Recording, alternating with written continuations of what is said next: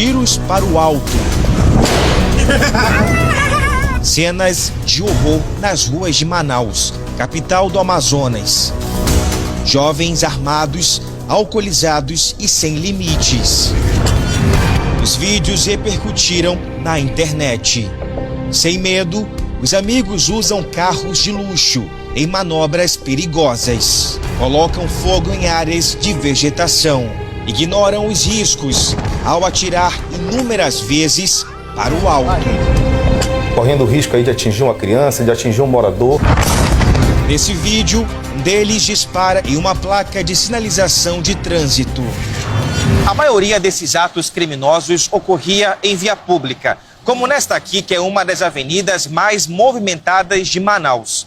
Era de noite, quando moradores em situação de rua estavam sentados exatamente neste ponto.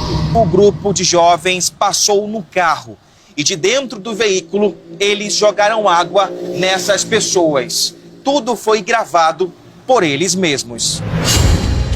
Um fato bastante revoltante para toda a sociedade amazonense, ver jovens, e inclusive com a condição financeira que os destaca na sociedade, cometendo um ato tão brutal. O bonde dos Mauricinhos agia nas noites dos finais de semana. O que nos chama a atenção em relação a toda essa situação é que esses jovens, acreditando possuir recursos financeiros, acreditavam que teriam aí um cheque em branco para cometer crimes na cidade de Manaus, né? 3 integrantes desse grupo estão com mandados de prisão expedidos. Pedro Henrique de Carvalho Baima, 21 anos. É este com uma arma na mão e que atira para o alto. Henrique Benigno Lima, de 20 anos. Ele está dentro deste carro de luxo, fazendo freadas bruscas em frente a uma casa noturna. O advogado que representa Henrique e Pedro diz que não sabe a motivação dos jovens e nem de quem era a arma usada por Pedro. Afirma que seus clientes não fugiram da polícia. Havia total possibilidade deles serem localizados. Tanto que a autoridade, ao pedir a prisão, indicou os endereços de todos eles. Marcos Vinícius Mota da Silva, 18 anos. O Marcos trabalha, o Marcos estuda, faz faculdade de administração, não tem histórico ruim dentro da faculdade. Sobre a arma, a advogada não sabe de quem era. Ela não é citada no inquérito até então. O quarto envolvido é Joaquim Rodrigues do Nascimento Neto, de 20 anos. Ele também foi indiciado pela Polícia Civil, mas teve o mandado de prisão negado pela Justiça. De acordo com a polícia, o outro rapaz também será indiciado, Caio Vale, de 20 anos. Ele já prestou depoimento. Segundo o delegado, o bonde dos Mauricinhos tocava o terror pela cidade há mais ou menos um ano, época em que os vídeos teriam sido feitos. Eles faziam parte de um grupo de jovens que treinavam no mesmo time de futebol, um time escolar. E cada um fazia algum tipo de vídeo e remetia para esse grupo. E por fim, um deles acabou condensando esses vídeos num vídeo maior e viralizando na internet. Com a repercussão dos vídeos, a polícia montou a operação chamada Sangue Azul para identificar os suspeitos.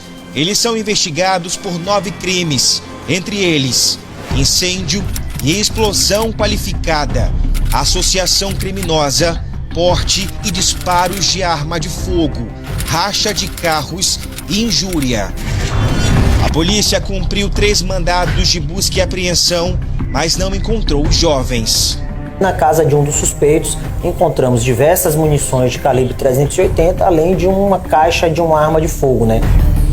Na última terça-feira, os rapazes se apresentaram à polícia, mas como a lei eleitoral já estava em vigor, não puderam ser presos, porque não eram flagrante. Caso eles tenham interesse em apresentar os seus clientes na próxima quarta-feira, quando a vedação eleitoral já não estiver mais em vigor, nós vamos dar cumprimento a essas ordens de prisão. Cometer os seus atos, vão responder pelos seus atos. Seja filho de pobre, seja filho de rico. Isso vale para todo mundo. A defesa questiona os mandados de prisão, porque os jovens já foram à delegacia e seguem à disposição da justiça. Não se pode dizer, de maneira alguma, hoje, que os envolvidos não procuraram a autoridade policial para prestar esclarecimento. É uma situação que é passível de investigação, sim, mas que seja o processo ele se dê de forma justa.